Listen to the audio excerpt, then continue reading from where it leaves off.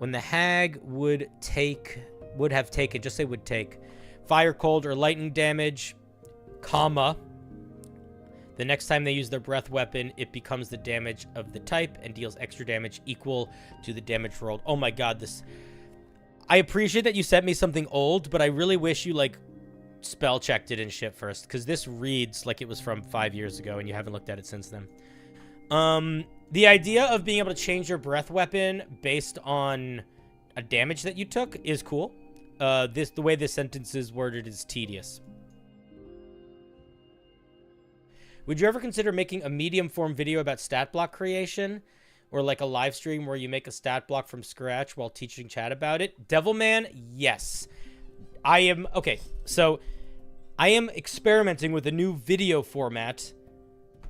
Do you guys want to... I'm gonna finish feedbacking this. Maybe I'll give you a sneak peek. But I'm experimenting with a different video format where it's sort of like my head... and it's sort of moving around, but it's also lots of pictures that I draw changing. And it's sort of like the pictures I draw sort of act as like a whiteboard, explaining what I'm talking about.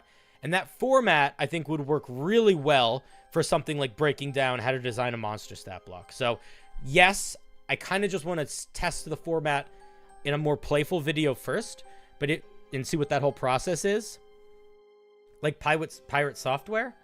I don't know... No, not like drawing on a whiteboard like he does, where he's drawing it like moving it, more like Sam O'Neill. You know Sam O'Neill, historian? Sam O'Nella Academy. Are you familiar with this guy? Is he not on YouTube anymore? Did he delete his YouTube channel or something? This guy, his videos.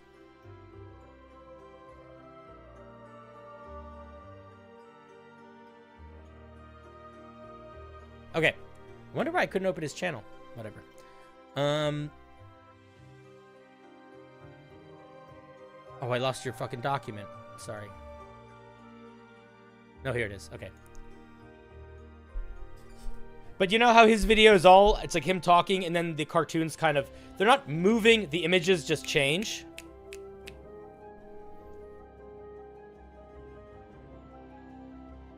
Okay, let's take a look. It gets 4 attacks, 2 with their bite and 2 with their claws. Claws do big damage, bite does little damage. Does her bite just do...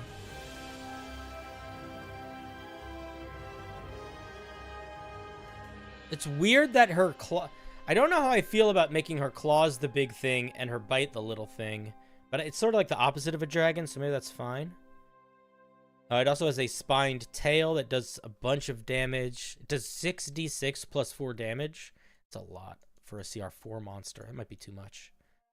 And then it has elemental breath weapon. The saving throw. All the numbers are so fucked here. And it does like a fireball worth of damage. And it has elemental shield. When it takes damage, you can use a reaction to deal 1d6, d8 fire damage. Okay, I don't love that it has a reaction that deals extra damage, and then it has essentially a second reaction here. You could sort of put all of those things together, and all of these should just be one feature. This elemental shield and draconic rebuke should just be the same feature. Kind of feels silly to have them kind of split up when they're both so directly interacting with the same thing. So, I mean, it's a pretty... Okay, genuine feedback. Genuine feedback here. Aside from Vicious Mockery, Chill Touch, and Chromatic Orb, this doesn't feel like a hag at all, is my feedback. This feels like a dragon with spellcasting. And I think that if I was going to make this thing into a monster, if I was going to build a draconic hag, I would need to feel like it was a hag a lot more. This really just feels like a dragon.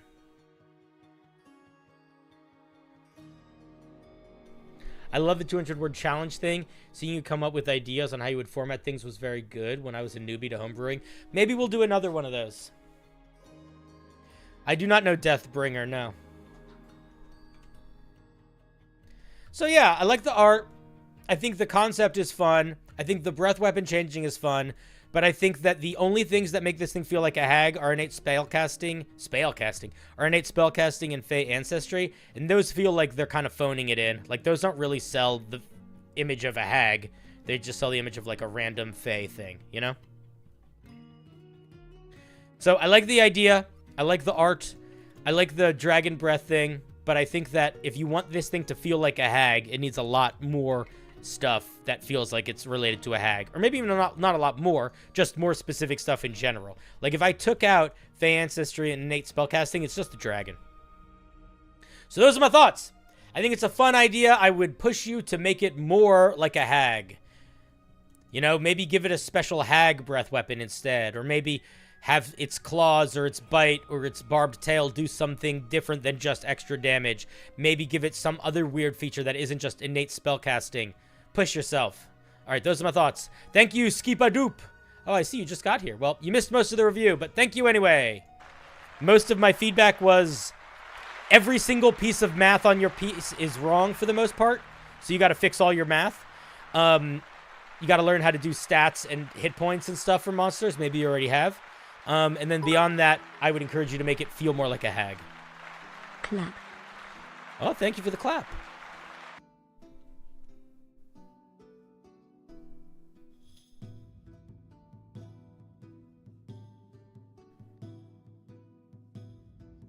Ouch, welcome. We just got here. What's up? What's up is we are reviewing Homebrew. We got a big old wheel of Homebrew. You can submit a link to it in the video description, or you can submit your own Homebrew if you want to in the video description. And we're talking D&D. Usually the flow is this. I read a piece of Homebrew, and then I see if anybody asks any interesting questions in chat. And if they do, I start talking about that for a couple minutes maybe. And if they don't, I move on. Or maybe I talk about whatever I want to talk to. Just because you made it on your phone does not mean anything. Like, that's not an excuse. It's not a defense. You don't, I mean, you can say that. It's like, oh, yeah, I don't worry about it that much. But, like, I would encourage you to hold yourself to a higher standard. You know? If you made it on your phone 4 years ago, maybe rewrite it not on your phone with your knowledge of now before, you know, you do anything with it. That's why the wording was off? No, the wording was off also because just your numbers were fucked. There was a lot of little things that made the wording off. Like I'm saying, man, you don't need to feel, you don't need to make excuses. You're fine. It makes you come up. It's not a good look. The thing that I usually say to people when they say, sorry, I wrote this on my phone, or I wrote this 4 years ago, or whatever, the thing that I usually say is like, well, maybe that's true, but this is the form that it's in when you decided to have it be a representation of itself. So just because you wrote it 4 years ago that doesn't matter. Like, if anything, that means then don't fucking send it in. Like, if my feedback isn't helpful because you didn't write, because you wrote this thing 4 years ago and you're a much better writer now, then don't send me something from 4 years ago because I'm not going to have any feedback for you that's going to be helpful, you know?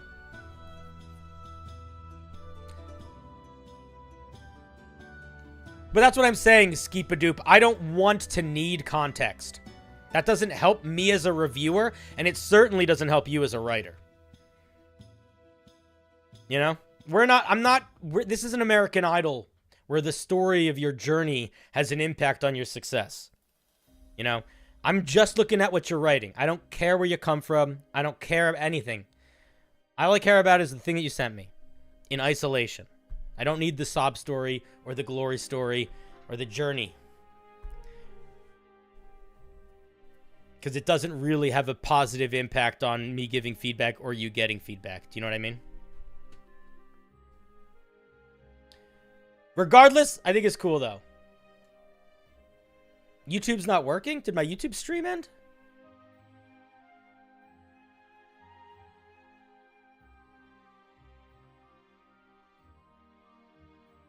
Did the YouTube stream turn off? What happened?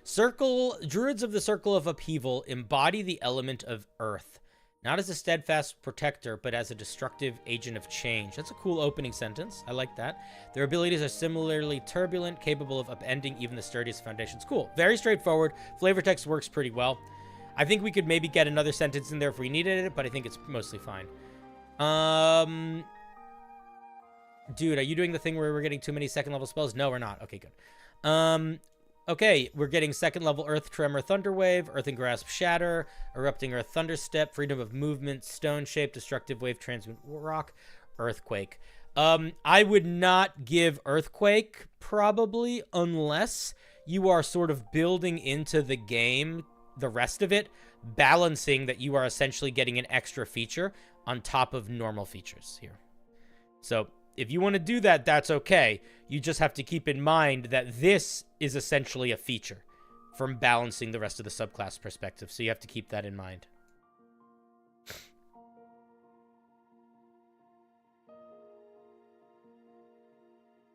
At second level, we get Seismic Locus. As a bonus action, you can expend the use of your Wild Shape feature to become a locus of seismic energy. I don't know what this word is, and I want to look it up. A particular position or point. I don't feel like this word is the right word to use here, but that's just me. This form lasts for 1 minute. It ends early if you dismiss it, are incapacitated, die, or use this feature again. While in this form, you gain the following benefits. You gain all of these. When you enter this form, and as a bonus action on subsequent turns, you can turn a 5-foot cube of ground within 30 feet of you into difficult terrain for the duration of your form. Aftershock.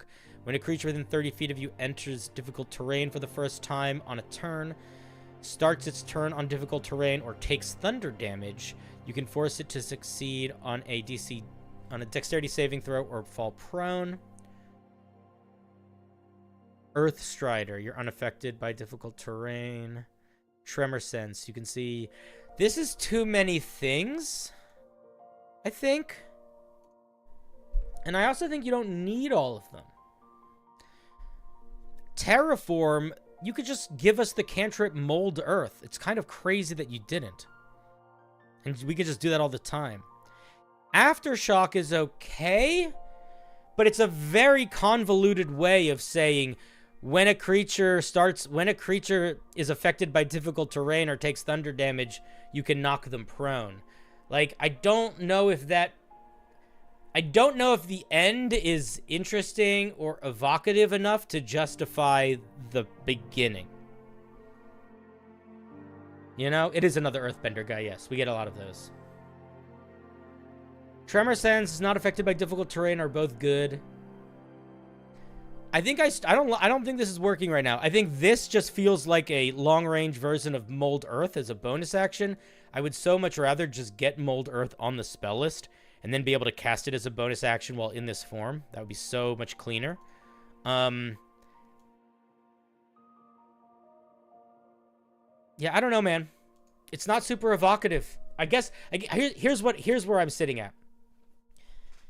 This feature gives us a tiny way to do difficult terrain. We have a couple other ways to do difficult terrain, but not really for a while unless we really pick them. Like, there's plenty of difficult terrain abilities that we're not getting in the spells here because you opted to go with earth spells as opposed to difficult terrain spells. But like plant growth or I don't know, like I feel like if you're gonna build your core mechanic around taking advantage of difficult terrain, you should build the spell list to engage with that core mechanic more. And if what you want the spell list to do is really engage with vibe spells, and it's going to get some of those spells later, right? Earthquake and things, but not for a while. If you want this to be the spell list, then your main wild shape feature should not be so dependent on difficult terrain. Doesn't make sense.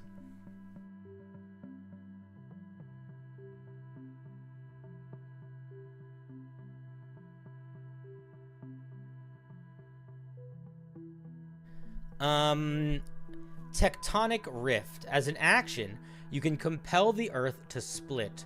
creating a fissure that extends out from an area of difficult terrain within 30 feet of you in a direction of your choice. The fissure is 1d4 times 10 feet deep and up to 10... Don't do this. We are doing a bunch of dimensional math here already. Don't do the multiplier. Just make it 10. 10 feet deep, 10 feet wide, and up to 30 feet long. Just keep it simple.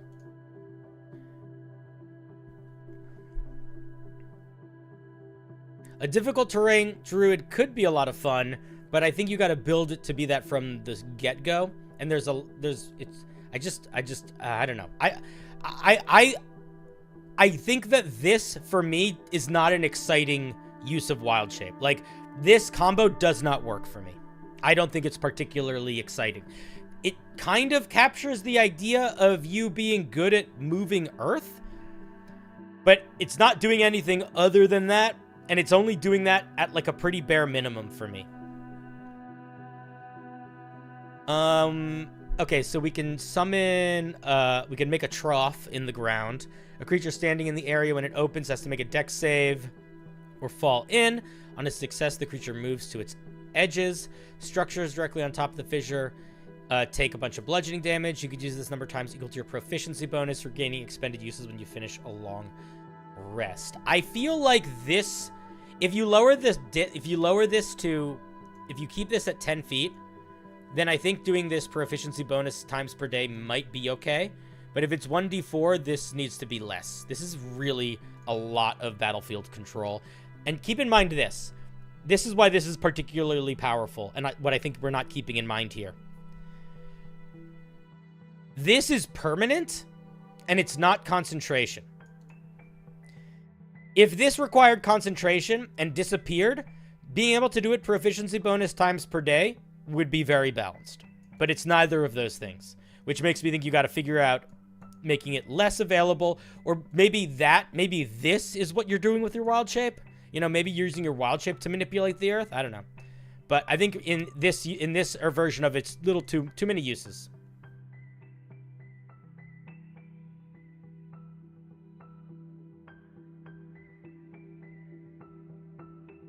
Shattering Bulwark. When a creature within 30 feet of you takes damage, you can use your reaction to encase it in volatile stone armor,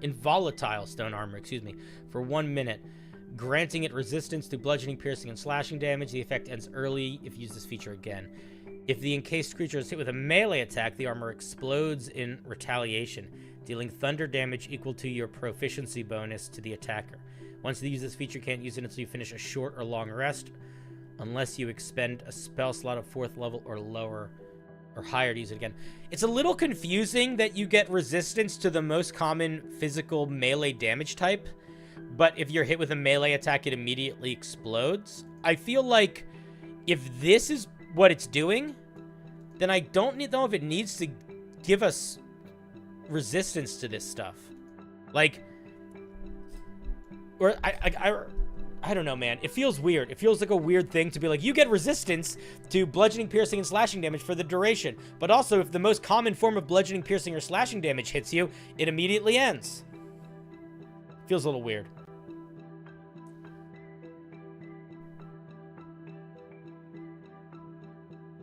Yeah, Earthquake is already also on their spell list, isn't it? That's a good point, Databank.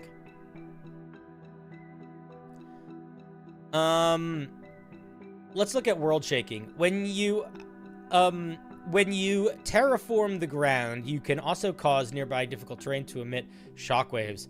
Each creature of your choice within... What is terraform the ground? What feature is that? Oh, that's this. Okay. I would clarify that. When you use the terraform aspect of your seismic locus wild shape, you can also cause nearby difficult terrain to emit shockwaves. Each creature of your choice within 30 feet of you standing on difficult terrain takes thunder damage. The shockwaves can also damage objects. Man, this is way too much dealing with difficult terrain. It's too much difficult terrain. I feel like I think you're missing too much for this difficult. You're really committing to difficult terrain without actually giving the subclass any really useful innate ways to do difficult terrain immediately. Unless does Earth Tremor do a lot of difficult terrain? Maybe it does. But even regardless, it's like, I don't know.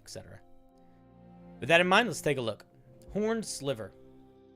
You didn't do any of your hit point math right. If it's a +1 to its con, this should be 5d8 plus 5. Do your math right.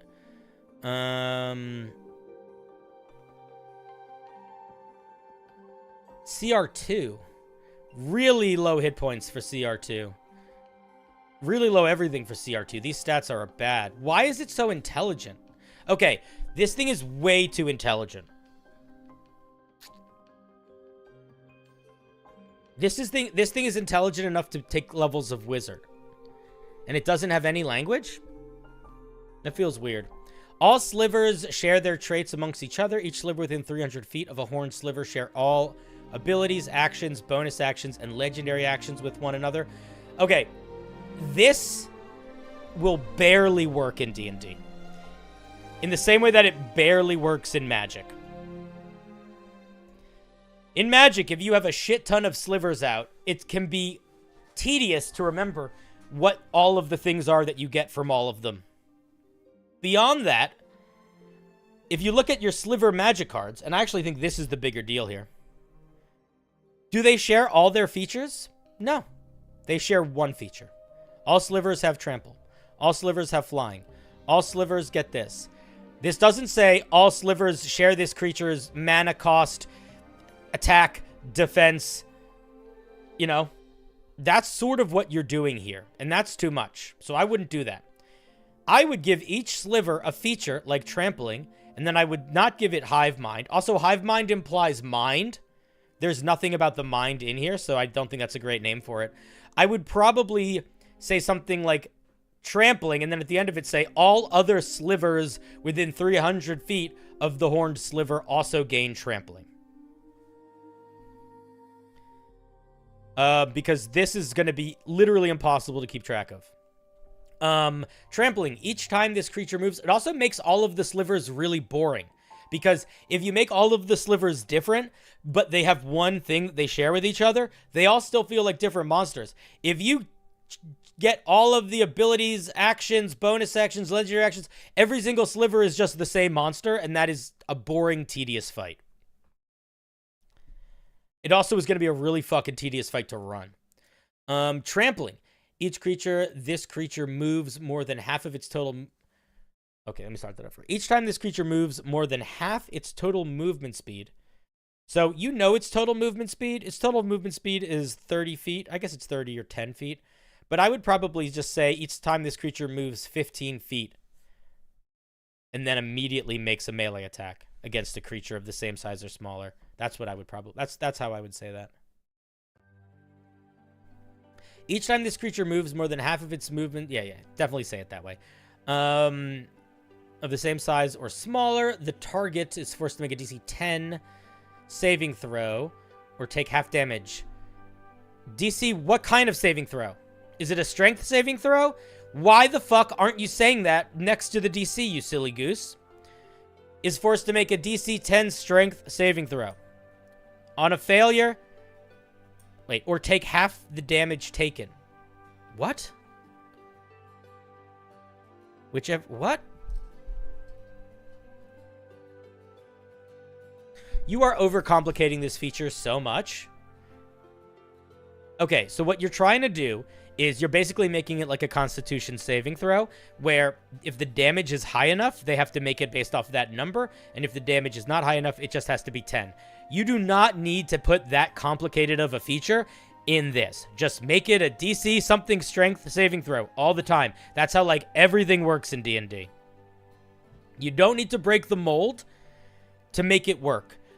It's a good idea to break the mold if you're doing it with intention, because the way you're breaking it is helping express the feeling of the thing more, but this is not expressing the feeling of that thing more. This is just overcomplicating it. So, let's rewrite this into something that is reasonable for what you want it to do. If this creature moves 15 feet in a straight line and then immediately makes a melee weapon attack, if the target is the same size as the creature or smaller, it has to make a DC 10 strength saving throw. On a failure, it takes an additional 1d4 bludgeoning damage and is knocked prone. Period. That's all you need. They are trying to set the DC with concentration. But again, why? Why overcomplicate it? There's no need to do that. And then it gets +4 to hit with its attack. It reaches out with its claw. Okay, there's too much flavor. This is so much flavor text. We don't need any of this. This is I'm gonna translate what you wrote here. Claw attack, melee weapon attack, +4 to hit, reach 6 feet. The horn sliver makes a claw attack. It deals damage. So you don't need to say a sentence where it deals claw. You don't need to say it's dealing a claw attack in the middle of the sentence. That doesn't make any sense. Also, a monster's reach can't be 6 feet. Monster reach is always done in increments of 5 because that's how you measure distance in D&D. So its reach could be 5 feet or 10 feet, but not 6 feet. 6 feet is impossible to engage with at the table because if I am 5 feet away from you, it hits.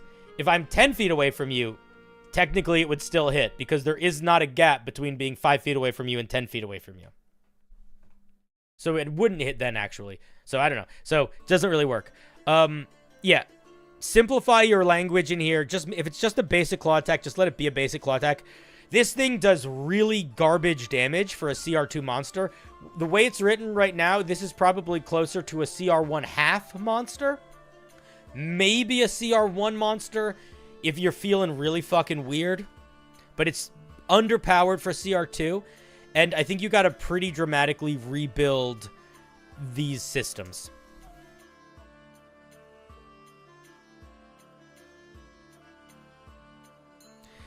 With love, flavor text in weapon attack gets in your way while you're running it. You need to repetitively look at it. You don't need to repeat flavor text. Yeah, exactly.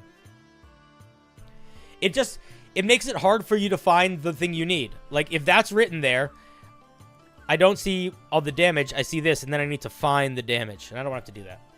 So, I think making the slivers into D&D monsters could be really cool. I think that the idea of creatures that give each other benefits from being around each other is really cool. I think that you have to, if you're basing it off magic cards, you have to pay more attention to how magic cards implements it, in that they're not copying every aspect of the creature. It's just this one special vibe. Like, all slivers getting trampling would be cool. All slivers getting fire resistance. All whatever, but keep that part simple.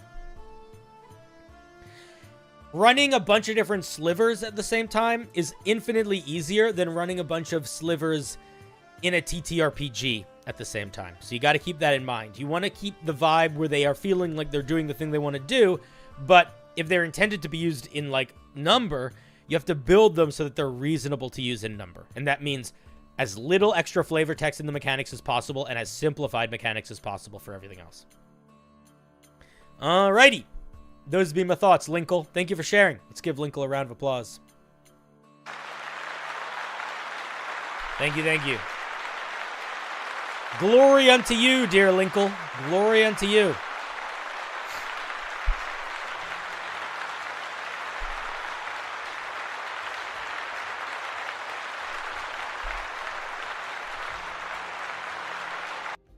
Alrighty.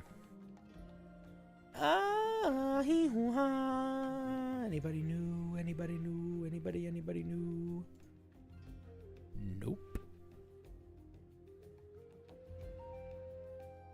Past a certain number of enemies should probably just assemble into a swarm or horde.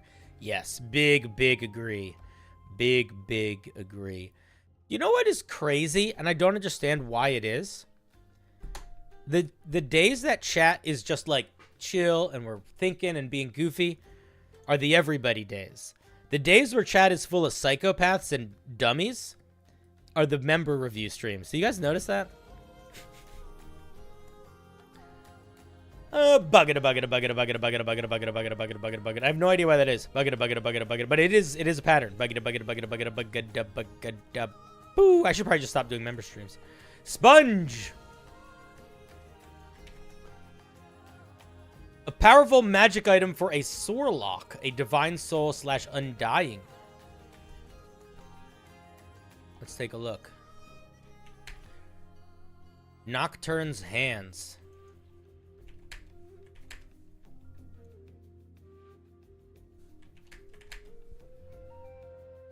Hey, I resemble that? You resemble that?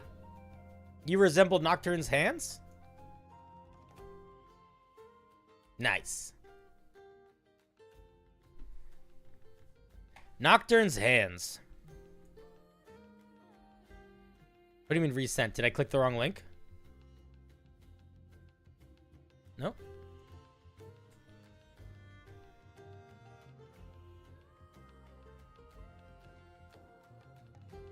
I feel like you guys are having a conversation that I'm not sure what you're talking about.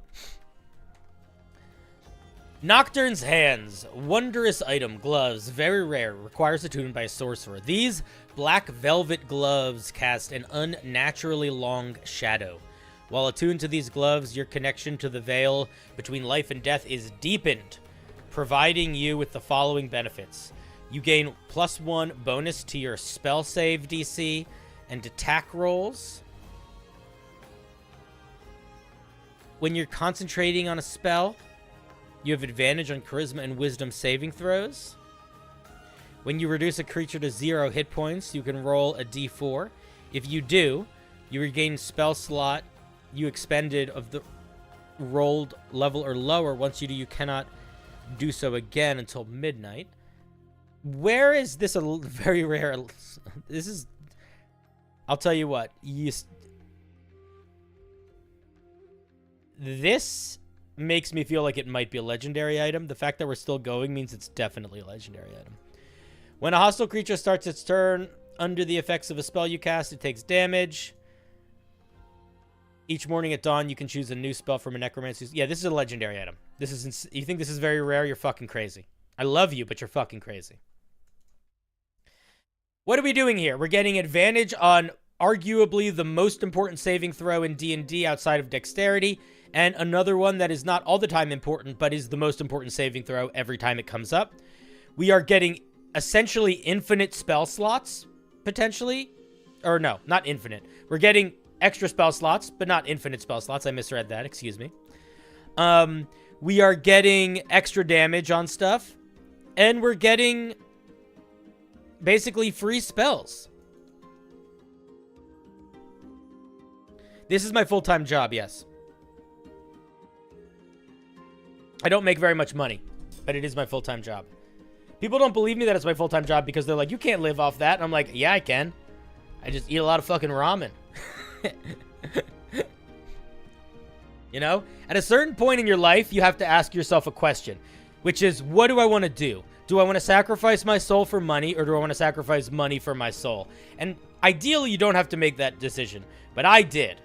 I was working for a very corporate job for, I don't know, 4 or 5 years, and I didn't make great money, but I made fine money. Hooray! And I fucking hated it, and I was maybe the most dark and sad I've ever been as a human being. And then I quit, and then I started trying to do this. And I make, I would say, less than a quarter of what I used to make, or maybe around exactly a quarter of what I used to make. And I'm much happier. And I just don't buy nice things or go places outside of things I can get to on public transit.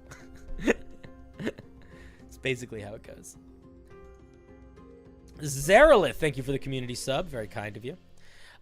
Okay. I like the idea. I think it kind of feels like it's doing too much in too many directions. That's what I feel. I don't understand why necromancy is tied in.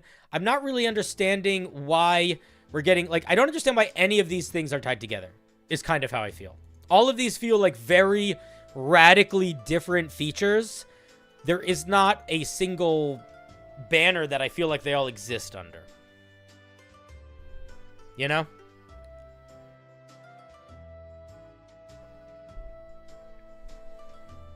What kind of ramen? I like all the ramens.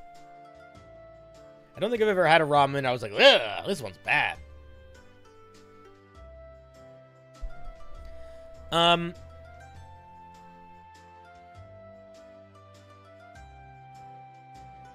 Also, like, this feels, like, overcomplicated for what it does, which is, like, it's kind of a nothing burger feature. Like, I think if you got rid of this feature, it would have no impact on the way this thing felt.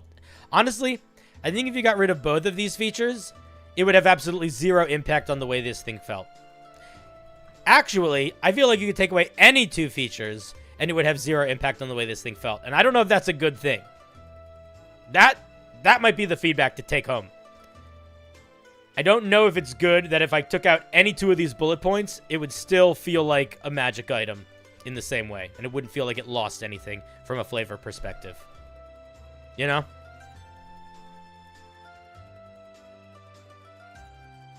I appreciate that, Casper. I'm pretty good at my budgeting. I'm pretty good at it. I've lived poor for most of my life. I used to be a preschool teacher. I didn't make much money doing that either. And doing weird like adjunct teaching stuff. So I'm a cheapie. I'm used to being cheap. Okay, yeah, but that's my thoughts. I think it's a neat idea. I think it's let me rephrase that. And I mean this from the bottom of my heart in a very kind way. I think it is a collection of neat ideas that do not seem like they build into something. It seems like a collection of neat ideas. And maybe that's because it's doing so much. Like, I might feel differently if it was just these 2. Or just this and this. But in its current iteration, it really just feels like a random collection of ideas. Interesting ideas. Except for this one. This one I don't like. This one feels overcomplicated for what you're trying to do. I don't think we need it. Okay, those are my thoughts. Thank you, Sponge. Guys, I need to pee so much. I'm going to go pee really quickly. I'm going to go pee really quickly, and I'm going to be right back, okay? I will be right back. Thank you, Sponge, for sharing. All right, guys. 2 seconds. Be right back.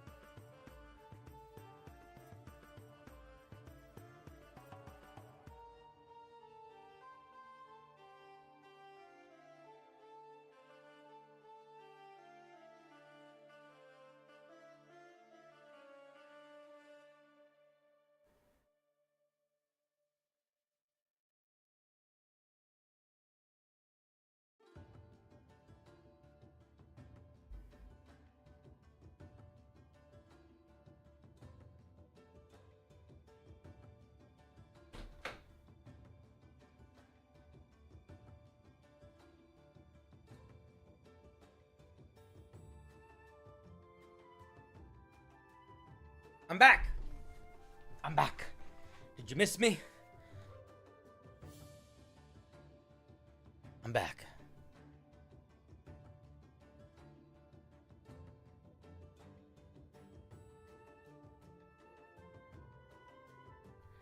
You're good with numbers, so the offer was more about sharing recipes since I have more cookbooks than you can shake a wand at. Oh, yeah, I mean, I'm not trying to get I'm not trying to DM about it. But if you I have a Discord where there's a cooking section. If you want to share some of your stuff, you're more than welcome to.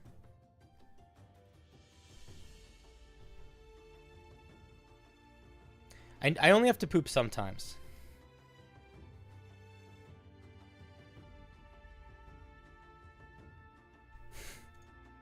Isn't that how it works? You guys have to poop all the time? That would be weird.